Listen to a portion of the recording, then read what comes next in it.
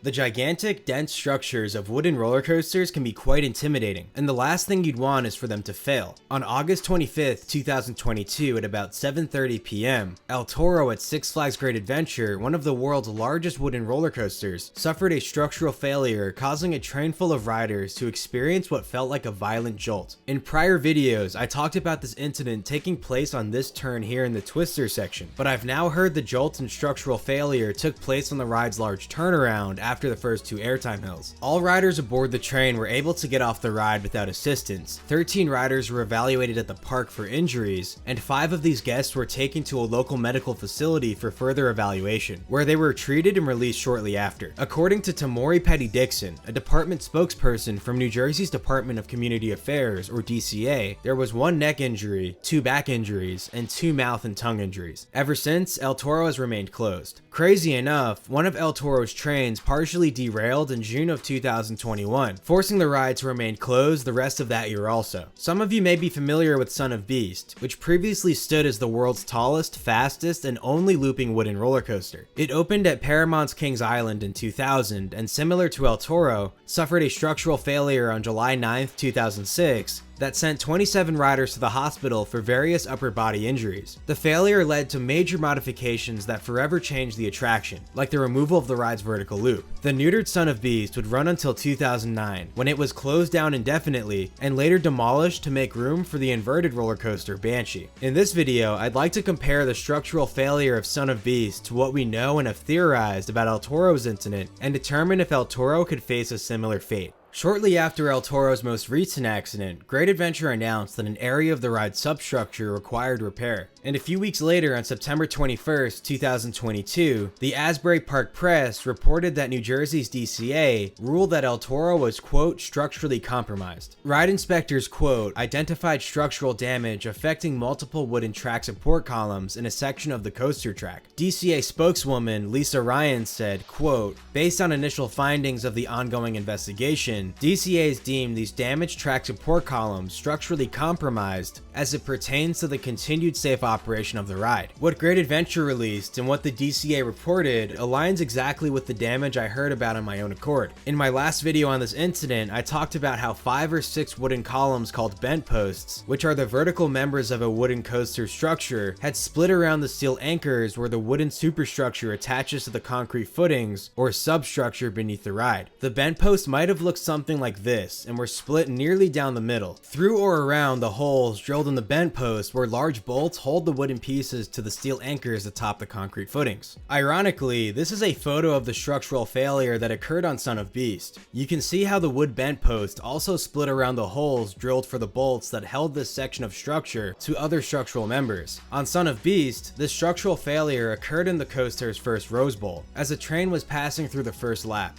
When a train rode through bent number 290, a vertical member of the bent fractured and failed, causing 2 nearby members of structure to fail nearly instantaneously, which made the track sag 5 inches. Guests on this train felt a jolt, but the train completed the track and returned to the station as normal. However, the next train cresting the lift hill would not come out as unscathed. With the structure critically weakened at bent 290, this train rode the full force of the damage, and riders felt a powerful and abrupt jolt similar to a violent car accident. Fortunately, even with the damage to the structure, the train continued through the course and made it back to the station. The ride operators working Son of Beast immediately noticed that riders on the returning train looked injured, and e-stopped the attraction, stopping the train climbing the lift hill before it was released into the circuit, which could have led to a more catastrophic cycle. All 27 riders aboard the train were taken to the hospital for various head and neck injuries. Thankfully, no injuries were life-threatening, and all but 2 victims were released from the hospital that day. In the following investigation, it was found that the southern yellow pine used in the ride structure was within or above industry strength specifications, but the way that members in the structure were arranged was the issue. Son of Beast was built by the infamous Roller Coaster Corporation of America and opened with a problematic wooden structure that was deficient and not stiff enough. Kings Island had been working with RV Anderson Associates Limited, or RVA, to increase the stiffness of the structure and eliminate design deficiencies. Unfortunately, increasing the structure structure's stiffness concentrated loads on individual components. Thus, the improvements increased the vulnerability of an already existing design deficiency. A vertical member of bent 290 was subjected to a shear lateral force in excess of what the member could handle, causing it to split and fail. Once this member failed, forces were passed to other structural members, which subjected them to excess forces, causing two other members to fail almost instantaneously. It was determined that this deficiency could be corrected with the addition of specific structural components. But the same design flaw was present at another 50 locations in the ride structure, and all of these locations would require the same modifications. Following the investigation, all corrections were made and Son of Beast reopened in 2007 with the lighter set of trains built by Gerstlauer. The lighter trains unfortunately forced the removal of the 118-foot vertical loop as they didn't carry enough momentum through the ride to complete the large inversion. Son of Beast was already a rough and uncomfortable ride, and its vertical loop was its best feature. So once the loop was removed, the coaster had essentially nothing to offer but pain. Kings Island would later shut down Son of Beast in 2009 after a rider claimed to have suffered a burst blood vessel in her brain. Afterwards, the ride sat closed for years. On July 27th of 2012, Kings Island finally addressed Son of Beast and announced the ride would be demolished to make way for future expansion.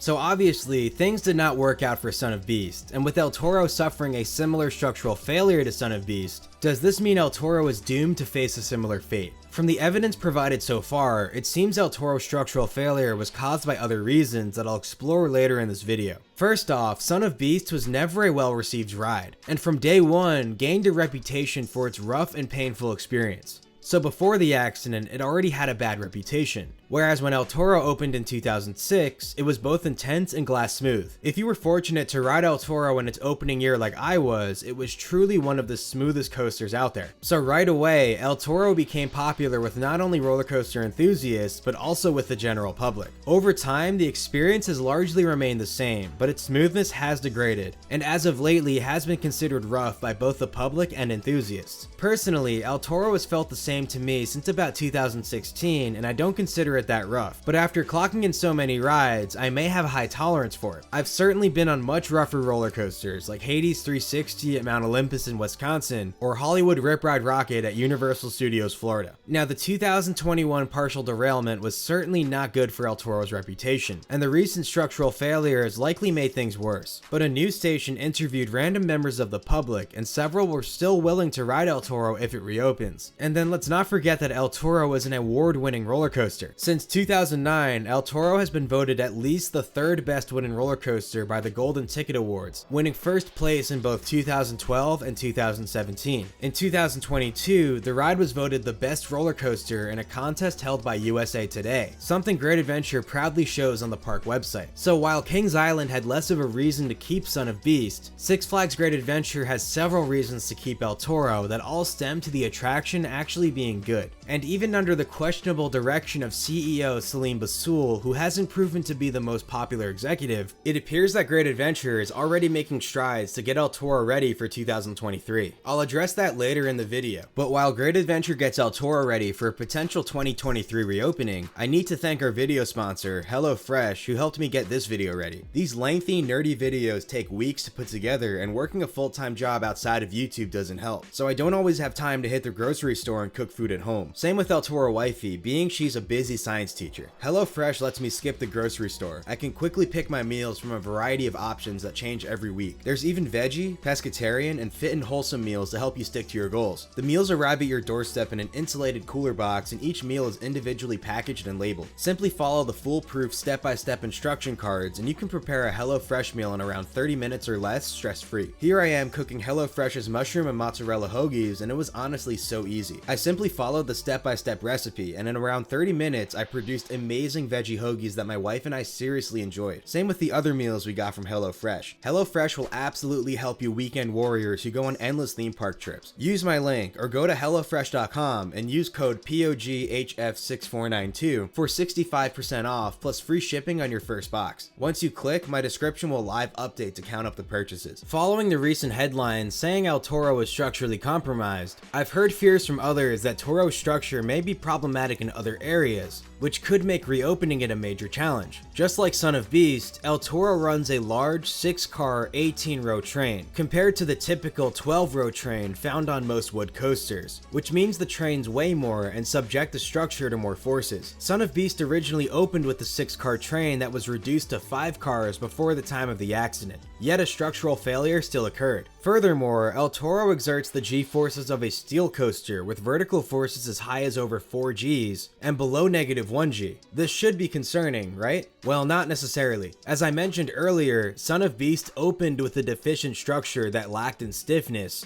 which Kings Island would spend years correcting, ultimately leading to its structural failure. But it's been the opposite situation for El Toro, which opened with a very stiff and rigid structure. And as far as I know, the structure has received 0 modifications throughout the ride's nearly 17 seasons of operation. Throughout its structure, El Toro is double reinforced compared to most wood coasters. As I detailed in my problematic coasters video on Ghost Rider, wooden coasters are built using bents, which are vertical sections of reinforced structure that are then connected laterally and diagonally to other vertical bents. At the bottom of a bent are footings or concrete foundations that are built into the ground. Extending vertically from the footings are bent posts. Connecting the 2 bent posts are lateral members called chords. Connected diagonally between the bent post and chords are cross-bracing members. And then at the top of each bent is a larger lateral member called a ledger that supports the ride's track. Connecting each bent to the next are lateral members called ribbons that run perpendicular to the bent posts. In addition to the ribbons are diagonal cross-bracing members that also connect bents to one another. On the bents of most wooden roller coasters, there is a singular chord and cross brace at each location, but El Toro features 2 chords and 2 cross braces at each location. And in between the bent posts, the cross braces grow thicker for additional strength, making each of El Toro's bents stronger and more rigid compared to the bents on a regular wood coaster. And this occurs through all of El Toro's bents, even small ones as the train leaves the station. Additionally, the ribbons on El Toro do not overlap each other, and when each piece ends, the end of each ribbon extends fully over the width of the bent post with a full set of 9 screws. Unlike other wooden coasters where when ribbons end, they only cover half a bent post and have less connections to the bent post. On El Toro, the ribbons begin and end above or below each other to make this possible. Appearance-wise, it isn't as clean as when the ribbons are all placed in a straight line, but I believe it leads to a stronger structure. As far as the cross-bracing between the different bents, you can see that it forms a diamond shape in the structure. The cross bracing is even reinforced with blocks where the bracing meets each bent post. The cross bracing also doubles in density during moments of high positive G-forces. Just look at the difference between the end of the second hill where positive G-forces are applied compared to the middle of the hill where negative G-forces are applied. The bents themselves also double in density during moments of high positive G-forces, unlike Son of Beast, meaning there is twice as much structure to handle the high forces against the track. El Toro also features an abundance of lateral support,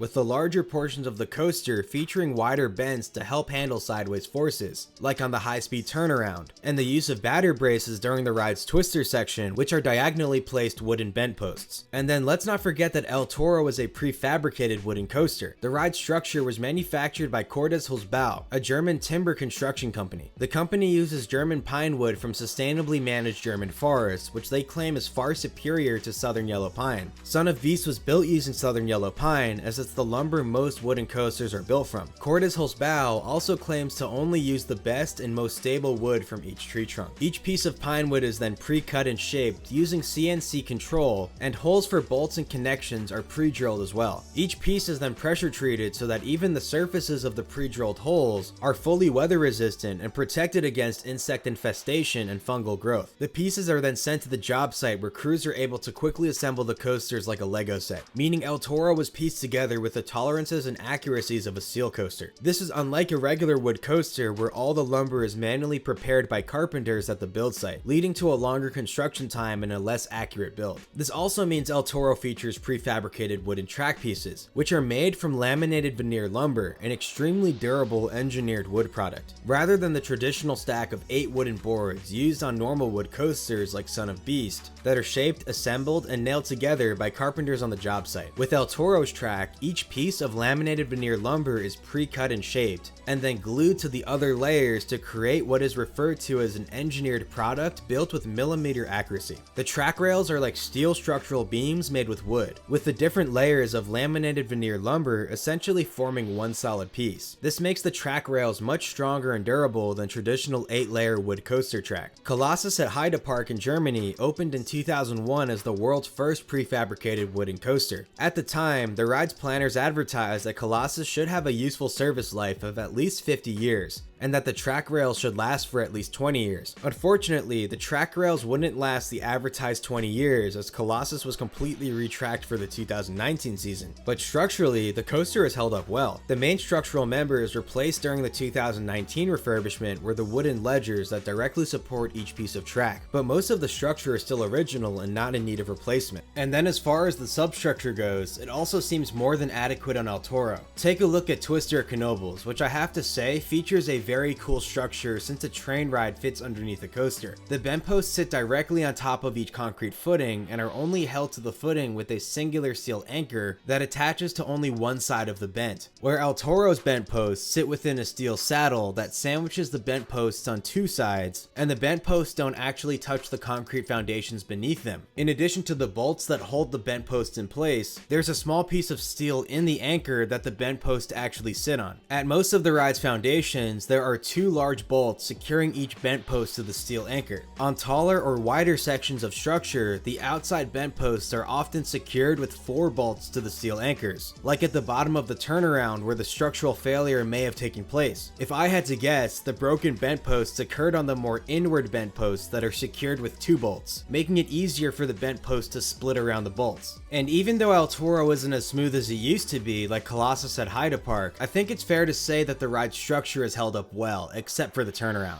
So overall, I don't think El Toro's structure is problematic in the way that Son of Beasts was, as problems probably would have shown earlier if the structure was truly deficient and poorly designed. The ride has been in operation for nearly 17 seasons now, but maybe other factors were at play that caused the failure. In Son of Beast's accident report, it was determined that its failure occurred as a single event and was not the result of progressive long-term damage. Wood coasters are designed like vertically mounted trusses. The trusses are the bents. Maximum truss strength is achieved when its members are arranged so they are all exposed to either compression or tension loads. Tension occurs when a member is pulled from both ends, while compression occurs when a member is pushed inward from both ends. With a truss design, it's important to avoid something called a shear load, where unaligned forces push one part of a member in one direction and another part of the member in the opposite direction. So Son of Beast's failure traces back to a design flaw involving a shear load. A vertical member of Son of Beast's structure was subjected to a shear force that was above its physical strength to resist. The failure of this vertical member led directly and immediately to the near instantaneous failure of 2 other vertical wood members, as these failed members were subjected to forces above their physical limits once the first member failed. Now, this vertical member had always been subjected to a shear load over its design limit, but a factor of safety designed and built into the ride meant the physical limit of the wood piece wasn't exceeded, but specific weather, service, and loading combinations combined with the variety of structural changes made to Son of Beast produced a momentary overload of the member's ultimate strength on July 9, 2006. Whereas with El Toro, Ken Martin, a Virginia-based amusement park safety consultant and expert, believes that El Toro's structural failure built up over time. Martin said, quote, "The fact that multiple track support columns showed structural damage doesn't mean it happened overnight, and this could have been building up for years. Maybe it's inferior parts, maybe somebody caused the damage, but this is why you're supposed to do checks to make sure everything's working." Martin also stressed that there's no one person or entity necessarily to blame. While it could be the park operators not maintaining the ride to its manufacturer's standards, those standards may have underestimated the ridership and just how much damage it could do. So it would seem that some other factor was at play here that caused El Toro's accident. I don't believe there is any location on El Toro's structure where shear loads are improperly imposed on structural members, and I don't believe its structure is problematic at all. So with a properly designed structure, the failure could be due to many different factors or a possible combination of fatigue, weather, poor maintenance protocols, lack of oversight, or even the 2021 partial derailment.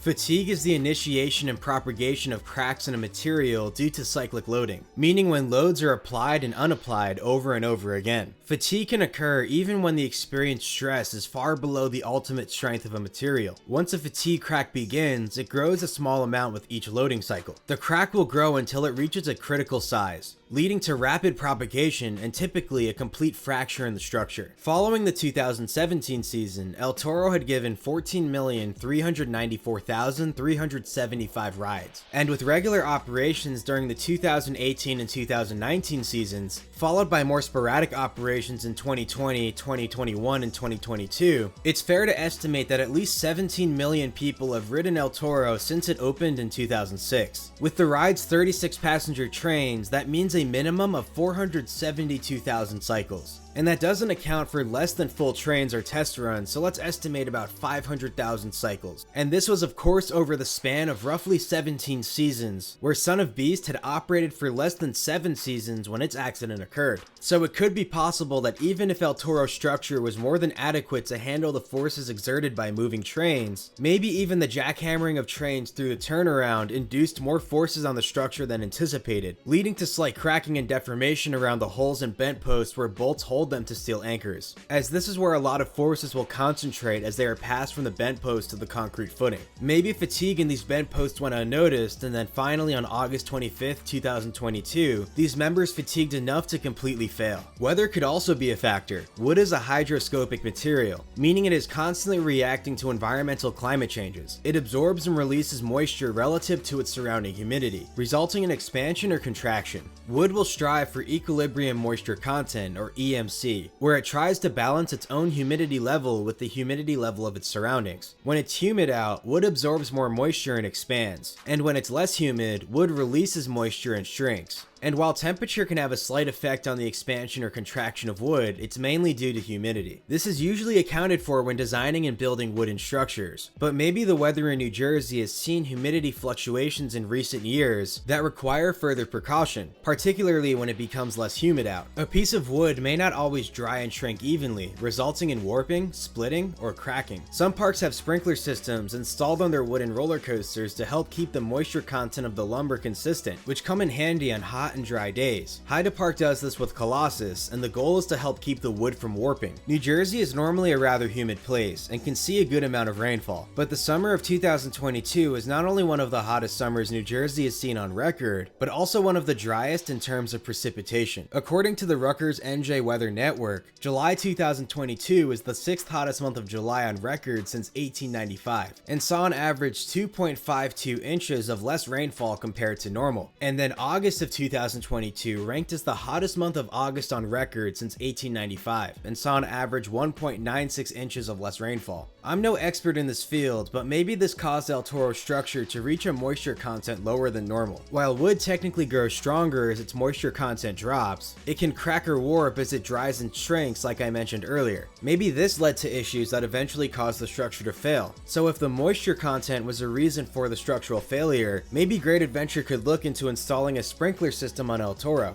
to help keep the wood at a consistent moisture content and prevent a similar incident from happening again. Another reason could be Intamin's maintenance standards for their prefabricated wooden coasters not being stringent enough for El Toro. With the 2021 partial derailment of El Toro's A-Train, it was officially reported during the investigation that Great Adventure had maintained El Toro's A-Train to Intamin's standards and it was free of any defects. It was also determined that Great Adventure had done all mandated inspections from Intamin on the ride. The derailment was due to an issue with the ride's track gauge expanding during moments of strong negative G-forces. That issue has since been remedied with the addition of steel cross ties that help keep the track gauge consistent during moments of high negative G-forces. So if you've been questioning Great Adventure's maintenance because of the 2021 incident, poor maintenance was not to blame. And as far as repairs to El Toro's track after the derailment, it consisted mostly of replacing steel track bolts that were ripped out by Car 6's rear axle. A few pieces of track were removed from the circuit, like the ones leading into the Rolling Thunder Hill, but I don't believe any retracking took place where old pieces were replaced with new ones. I believe the pieces of track that were removed were patched up on the surface where any excess damage occurred. Keep in mind that El Toro's track pieces are like structural beams and probably handled the derailment well. So is it fair to say that Great Adventure rushed the reopening of El Toro following the derailment? No. It appears the ride's manufacturer, Intamin, provided a repair process that Great Adventure followed. New Jersey's Department of Community Affairs, or DCA, were heavily involved following the accident and inspected the ride as repairs took place. Keep in mind that New Jersey's DCA is one of the strictest out there when it comes to amusement park regulations, having dealt with the errors of Great Adventure during the 1980s and the infamous Action Park. The official report from the DCA mentions multiple times that procedures were followed based on a repair procedure from the manufacturer, like running a certain amount of test cycles with Train A, accelerometer testing, and checking the track gauge following a certain number of test cycles. The DCA monitored and approved the repair work that took place in El Toro, and once the repair plan was completed and the ride passed all inspections, the DCA allowed El Toro to reopen for the 2022 season. Had Great Adventure done a poor job in the ride's repairs, I'm sure that Intamin or certainly the DCA would have raised a red flag. Or if the repair procedure from Intamin wasn't stringent enough, then that wasn't noticed by the DCA and Intamin should have recommended a more in-depth repair. From what I can see, it appears Great Adventure simply followed the guidelines that were provided by Intamin to reopen El Toro. As far as the possibility of lack of maintenance, before each day of operation, El Toro is inspected daily by a team of carpenters who arrive at the ride early in the morning. The carpenters walk the entire track, even the steep 76-degree drop, and check on the track's condition for any loose or missing bolts, and also on the condition of the ride structure. In my time working as a ride operator at El Toro, there were days we'd open late if the carpenters needed to make repairs to any part of the ride. Typically, those repairs involve the ride's track. So based off of this procedure, and the DCA reporting in 2021 that Great Adventure had been maintaining El Toro, based on Intamin's guidelines, I don't think it's fair to point a finger right at Great Adventure. From what I'm hearing, Great Adventure has records of the inspections and checks done to El Toro on August 25th that corroborate that the affected bent posts were fully intact at the start of the day before cycling. Great Adventure believes that the bent posts began to split during the day as the ride operated. The big question is whether the bent posts were visibly split during the coaster's last cycle that led to injuries, or if the posts split on that cycle. It's honestly hard to say what exactly caused the accident, and hopefully more evidence comes forward during the current investigation, and a solution is determined to prevent this incident from happening again. To reiterate, I truly don't believe El Toro's structure is problematic, and it lacks the poor design that caused Son of Beast's structural failure. If El Toro did have similar design flaws in its structure, I think those would have shown much earlier in the ride's career. I believe some combination of fatigue, moisture issues in the wood, and some sort of oversight from either Intamin or Great Adventure may have led to the structural failure on El Toro. Going forward, I think it would be beneficial if the ride received some sort of large-scale refurbishment, where all of the ride's track is replaced with a new set of prefabricated wooden track rails from the German company Zubland Timber, the original makers of El Toro's track. The company has made all of the track pieces for all four Intamin prefabricated wood coasters. According to their website, the original cost to produce El Toro's track in 2005 was 1.92 million euros, which was roughly 2.3 million US dollars. Hyde to Park recently retracked Colossus in 2019, and while the entire refurbishment of the ride cost 12 million euros, the cost of the new track was just about 1/4 of that at just over 3 million euros, which was about 3.6 million US dollars at that time. The rest of the 12 million euros was spent on Colossus's new trains, its new programming, and the extensive new theming, all of which are very expensive endeavors. If Great Adventure were to just pay for a complete retracking of El Toro from Zubland Timber, I'd imagine the cost would be higher than the cost to retrack Colossus, due to the world's current economic state, but it could be well worth it. Great Adventure would be able to promote the refurbishment of El Toro to help restore the public's faith in the coaster, and we'd get a glass smooth El Toro that would feel just as buttery as it did in 2006. I've heard a lot of talk about the possibility of Rocky Mountain Construction or RMC refurbishing El Toro, but if that were to happen, I don't think we'd see a project like Steel Vengeance where the layout sees major changes. Instead, the park would most likely go with RMC's Steel 208 track, which was first introduced on Tremors at Silverwood. I'd imagine the layout and profiling would remain exactly the same, with the prefab track being replaced with Steel 208 track, which would allow the ride to use the same trains and other ride hardware like its existing brakes, tire drives, and cable lift system.